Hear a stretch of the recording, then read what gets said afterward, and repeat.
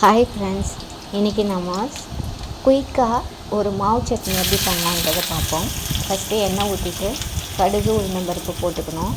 போட்டுட்டு பொடிசா நறுக்கின ஒரு ரெண்டு பெரிய வெங்காயம், பூண்டு கொஞ்சம் சின்னதாக பொடியாக நறுக்கி போட்டு நல்லா வதக்கிக்கணும். அது கூட கருவேப்பிலை சேர்த்துக்கணும். சேர்த்து நல்லா வதக்கணும். கொஞ்சம் பொன்னிறமாக வர வரைக்கும்.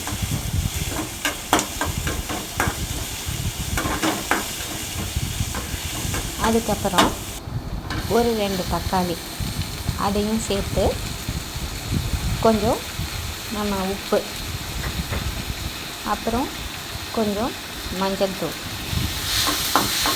அப்புறம் கொஞ்சம் பெருங்காயத்தூள், இது எல்லாம் சேர்த்து நம்ம நல்லா வதக்கணும்.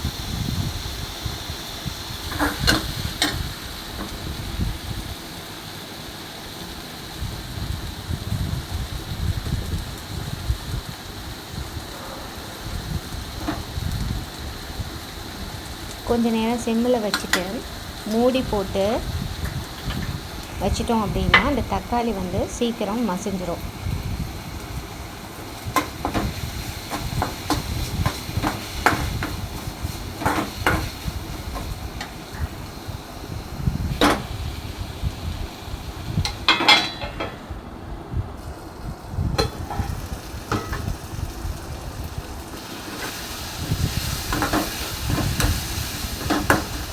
நல்லா தக்காளி வதங்கினதுக்கப்புறம் கொஞ்சம் தனி மிளகாய்த்தூள் காரத்துக்கு தகுந்த மாதிரி சேர்த்துக்குங்க. நான் இது ஒரு 2 பேருக்கு தக்கன நான் செஞ்சேன். இது உங்களுக்கு எத்தனை பேருக்கு தகுந்த மாதிரியோ அதுக்கு தகுந்த மாதிரி வெங்காயம் தக்காளி நீங்கள் ஆட் பண்ணிக்கலாம் எக்ஸஸாக.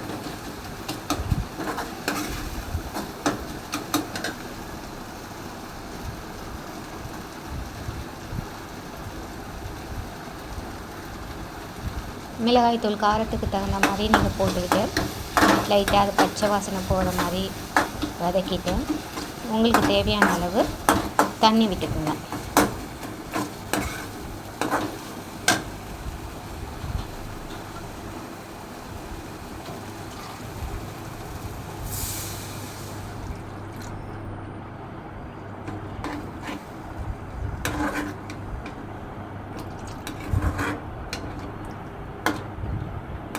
தண்ணி நல்லா கொதித்து வரணும்.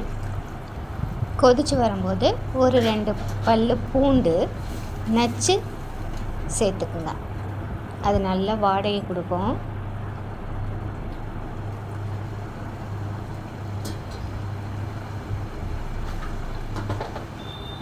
நல்லா கொதி வந்ததுக்கப்புறம் கொஞ்சம் உங்கள்கிட்ட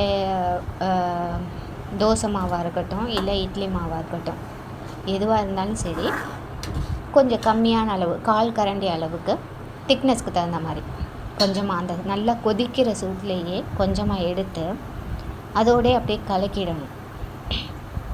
கலக்கும் போது உங்களுக்கு ஒரு திக்னஸ் வரும்.